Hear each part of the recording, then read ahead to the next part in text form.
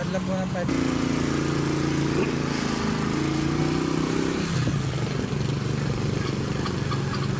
Meron tayong ano mga idol.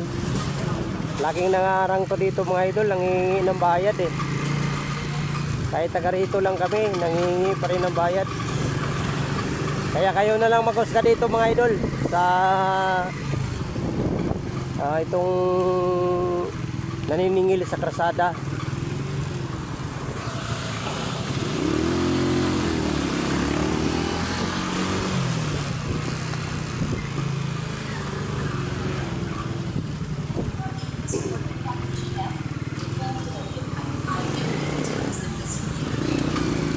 Ito mga idol, walang patawad to dito mga idol, nangulikta talaga to.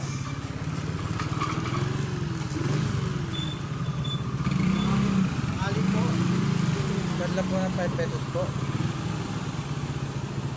Boss, mayroon ba kayong ano boss, papel na nanguliksyon kayo dito na araw-araw? Ano, sa City Hall ba yan? Ha? Sa City Hall ba yan? Private subdivision po to, sir. Ano? Parang ano, hindi na maganda araw-araw na. Hindi na maganda yung ginagawa nyo. Taga-San lang kami. Taga rito lang kami. Talagang dumadaan kami, krasada to eh. Taga rito pa. Pilitan. Sa Pilitan, tingnan mo mga idol ha. Ang nilalagay nila dito, walang sa Pilitan mga idol, pero tingnan mo. Lahat ng dumadaan dito mga idol. Dito lang to sa ano mga idol, sa kung gusto nyo na mapuntahan at masubukan nyo, dito lang to sa RP. Sa papuntang Alfred mga idol. Dito lang sa RP.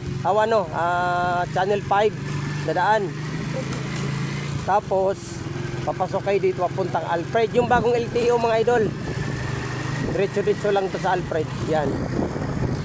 Kayo na lang mag-husga dito mga idol ha. Pero tingnan mo yung yung krasada mga idol, napagkapangit. Hindi man lang naayos yung krasada, ng koleksyon sa dumadaan. Kahit taga rito kinukoleksyonan. Kaya kayo na lang,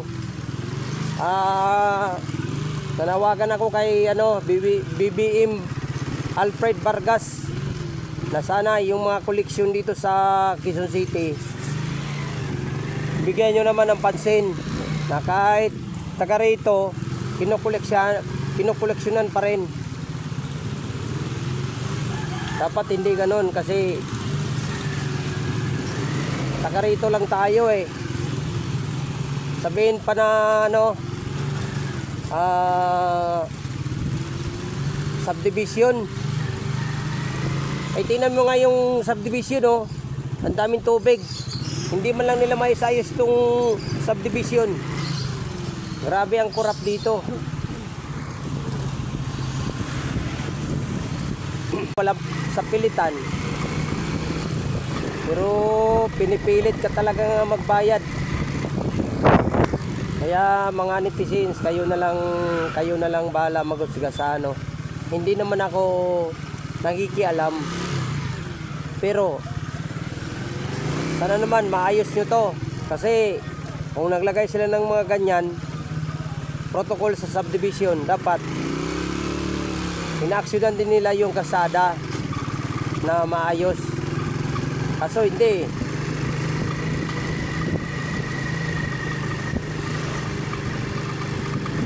Tapos yung mga tao, kahit taga dyan, pinapabayad pa rin eh. Grabe ngayon mga idol, naglabasan na yung mga korupsyon sa kalsada. Sana yung presidente natin balik sa dati. Wala na sa ayos yung balaod natin ngayon, yung gobyerno natin.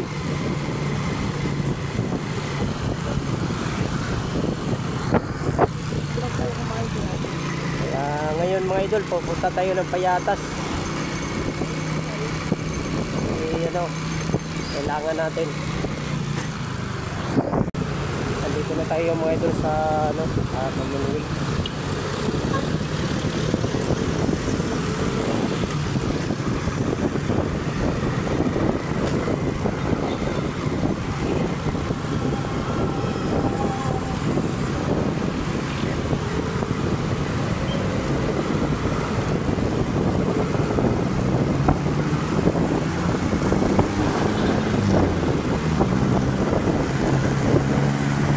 Lang sa may circle, tapos ikot tayo, tapos paano ang tagos natin doon sa ano, sa Mulabi, tapos Payatas na.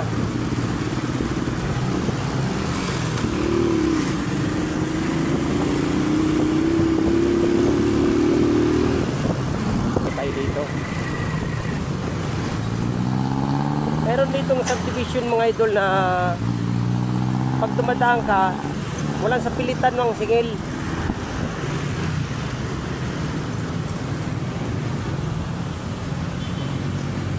Hindi katulad dito na ayan. Doon sa pinagdadinaanan natin mga idol, lugar namin yun, hindi tayo kinikilala.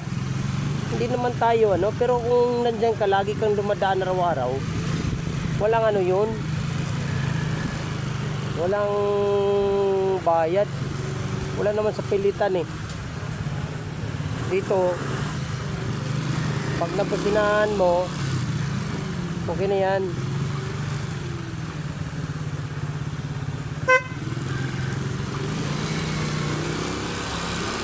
Yan, walang bayad oh. Koleksyon sila mga idol pero walang bayad, hindi sa pilitan, hindi katulad dun sa papuntang Pascualer kanila. Tapos yung karsada hindi man lang nila inayos, hinahayaan lang, kahit basag-basag na yung karsada okay pa rin. Dito koleksyon, maraming koleksyon dito mga idol, yung pinakita ko sa inyo, maraming koleksyon to. Pero dito banda, kahit paano hindi naman kami kinukoleksyonan, kasi alam naman nila na wala talaga sa pilitan yan eh. Kayo na lang mag-host ka dito mga idol sa aking video mga idol.